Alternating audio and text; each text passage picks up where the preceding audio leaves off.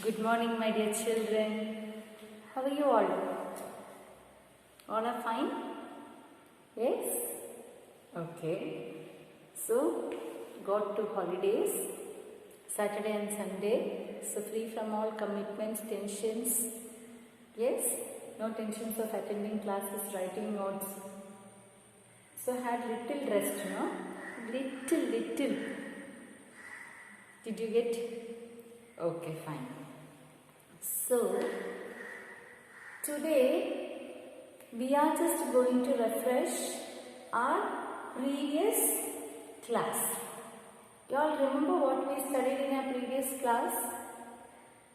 Yes? Remember?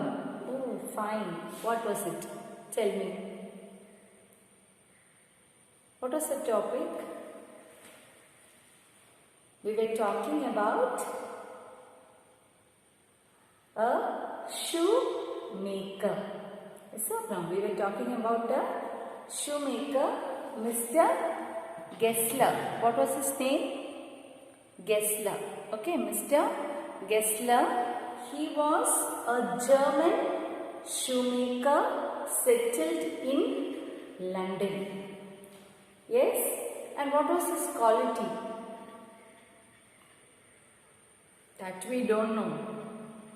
But we know that he had that profession as an art. Artistic way of making shoes means he was perfect in his profession. Do you agree with me or not? See, when you see the lesson as such, when we were just going through the introduction, we would have seen what kind of a man is Mr. Gessler. And we could have come into that conclusion that Mr. Gessler was a man of perfection in his profession. What was his profession? He was a shoemaker. He was a shoemaker, and for his opinion, or according to his opinion, he said it is an art. So that means what? It is not just making shoes for the customers, but some passion. Passion means what? It's a beautiful word. Okay?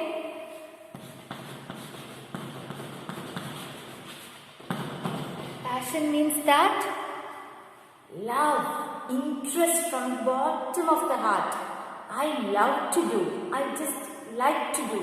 I am dedicating myself for the making of the best shoes.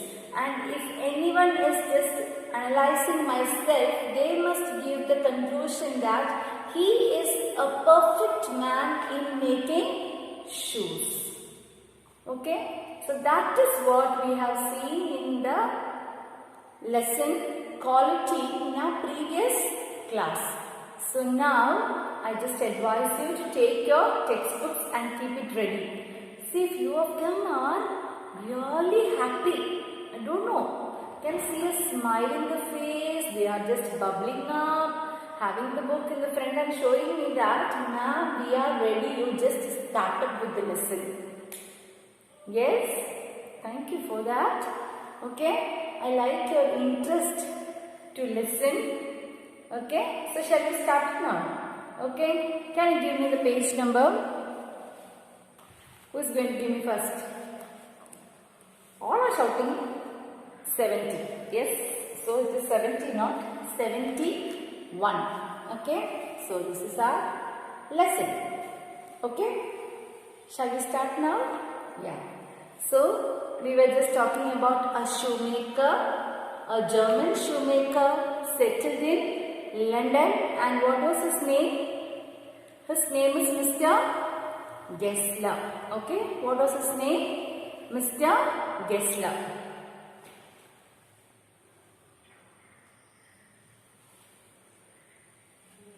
Yes?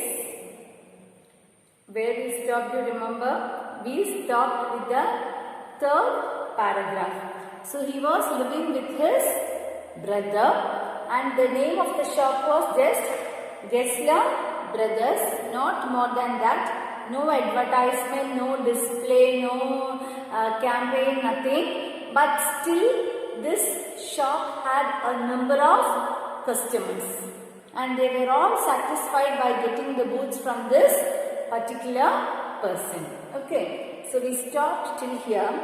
I remember well my shy remarks one day while stretching out to him my youthful foot. Isn't it awfully hard to do, Mr. Gessler? So he just the writer just placed his legs and asked, don't you feel hard to make shoes for us? And his answer, given with a sudden smile from out of the redness of his beard, said, I is an adage. I am writing German now. I am going to teach you German, not English. Today I am your German teacher, not English teacher. Are you all happy? Learning a new language? How many of you are interested to learn new language? Tell me. How many of you? You all? Yes? Okay, fine. So shall we write it on board?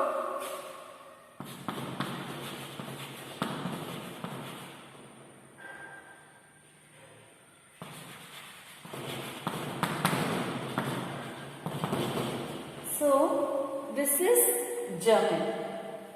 I is an adet. Okay? Yes? We have written like that. But in German it is an art.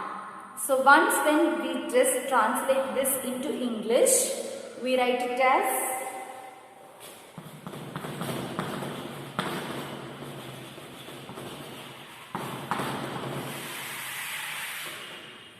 an art. Okay, so it is an art. This is English and this is German. Could you make a difference? ID. So see, T is D in German. Okay, then is say, and yes, and art. Art is having one extra letter D. Okay? Clear? Yes? Yes. It was not possible to go to him very often. His boots lasted terribly. Underline, terribly means we cannot find out a complaint or go and say that your boot is a waste one, it is not good, it has become spoiled, it is torn, only this much days I have used. No, it will last long days.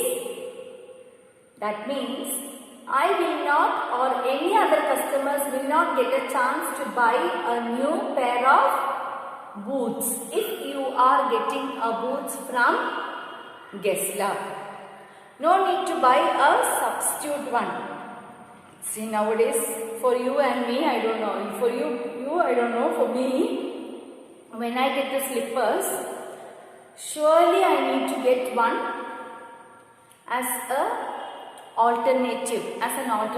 Why? Because as I run through here and there, to and fro, my slippers will get torn and will get spoiled immediately.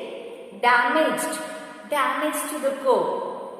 So I need one alternative. Yes, every time I will have another pair of slippers.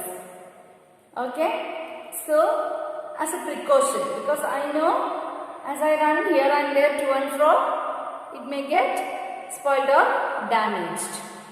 So this man's boots was not like that. Once when I get a boot from this person, it is not necessary for me to go for an alternative or to get a new pair, because it lasted long days and it was terrible. I feel like throwing out the slippers or the boots as it's not getting damaged. I cannot give a reason in my house and get a new one. Okay. Having something beyond the temporary. Temporary means a short time. Okay, temporary. Some essence of boot stitched into them. So it was made in a very extraordinary manner. It was not made in an ordinary manner, but an extraordinary manner. One went in, not as into most shops, but restfully as one enters a church and sit on the single wooden chair waited. See, when the customers were visiting this particular shop, they did not feel like they are in a very noisy place or very disturbing, irritating, nagging, chilling area, but they felt as if they are going into a church. With lot peace, with lot happiness, with lot of serenity, with lot of tranquility, the person started to walk inside this particular shop. They seated on the wooden chair there and relaxed themselves. They were not panicked and they did not make the sellers also panic inside the shop. As usual, when we go for the slippers, what will be the condition of the shop actually? All will be roaming around like a busy bee.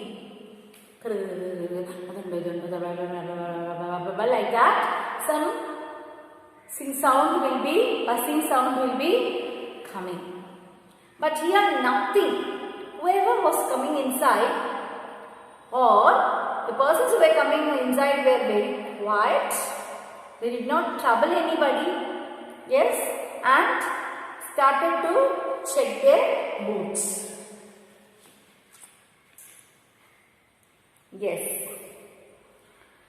A guttural sound and the tip-tap of his slippers beating the narrow wooden stairs, and he would stand before one without coat. A very realistic man. He won't see as a perfect shoemaker. For his profession, he is a teetotaler, but in his appearance, he is like a beggar. Please underline. He is tip-tapping sound of the slippers. That means it's a very old slipper. And his appearance is dirty. He won't look like a gentleman. But he looks like a beggar. But in profession, he is a king. Yes. A little bent in leather apron with sleeves turned back, blinking as if awakened from some dream of boots. He won't be looking happy, he won't be looking pleasant, he won't be looking very catchy, he won't be looking attractive, he won't be looking fascinating, he won't be looking interested, nothing. No physical appearance, but his work is a perfect one which nobody can judge him or value him or estimate him. Please underline. Yes, see, this is what says the strong meaning that we cannot judge anybody through their physical appearance. Or we can remember the quote of the poem written by Paulo Coelho saying that appearances can be deceptive. Appearances can be deceptive. Okay? Clear? Understood all of you? Yes. And I would say, how do you do, Mr. Gessler? Could you make me a pair of Russian leather boots? So this man is asking Gessler, how are you? Instead of how are you, you can add this question, how do you do? Please underline. Okay? How do you do? See, how are you is a very, very normal, ordinary way of asking some other person whether everything is fine or not. Please understand. Okay? Everything is fine or not. So instead of how are you, you can ask this question which shows that you speak good English. That is, how do you do? Okay? Or how the things are around you.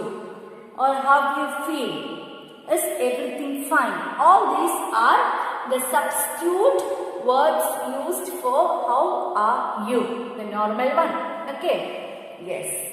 Without a word, he would leave me retiring whence he came or into the other portion of the shop, he won't respond because he won't mind responding. He won't mind responding. He will go like that.